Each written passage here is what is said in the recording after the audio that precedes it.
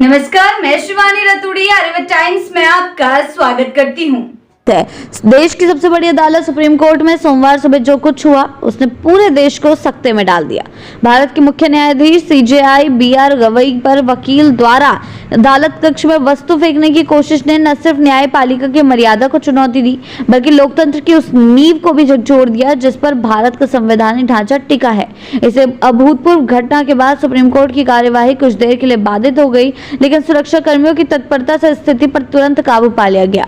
आरोपी वकील राकेश किशोर को तुरंत हिरासत में लेकर बाहर ले जाया गया और बार काउंसिल ऑफ इंडिया ने त्वरित कार्रवाई करते हुए उन्हें तत्काल प्रभाव से निलंबित कर दिया। घटना के बाद राजनीतिक गलियारों से लेकर कानूनी बिरादरी तक में उबाल आ गया।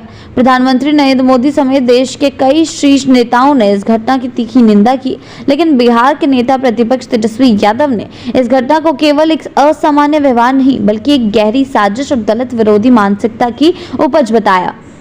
तेजस्वी ने इसे सीधे सीधे संविधान पर हमला करार देते हुए तीखा हमला बोला कि यह हरकत मुख्य न्यायाधीश नहीं बल्कि बाबा साहेब अम्बेडकर और भारतीय संविधान के खिलाफ की गई है। तेजस्वी यादव ने सोशल मीडिया मंच एक्स पर एक विस्तृत पोस्ट में लिखा, सर्वोच्च न्यायालय में ही मुख्य न्यायाधीश पर जूता फेंका गया। ये हमारे लोकतांत्रिक और न्यायिक इतिहास की शर्मनाक घटना है।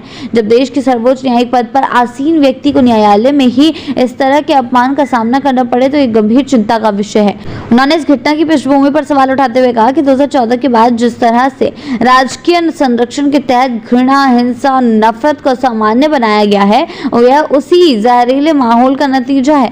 तेजस्वी ने कटाक्ष करते हुए कहा कि क्या दलित समुदाय से आने वाले और संविधान की भावना के अनुरूप काम करने वाले लोग संवैधानिक पदों पर भी सुरक्षित नहीं हैं। उन्होंने साफ कहा कि यह जूता देश के मुख्य न्यायाधीश पर नहीं बल्कि संविधान और उनके शिल्पकार बाबा साहेब अम्बेडकर पर फेंका गया है। तेजस्वी का इशारा था कि यह केवल एक व्यक्ति विशेष पर हमला नहीं था बल्कि पूरी विचारधारा पर, समानता पर और न्याय के मूल्यों पर चोट थी।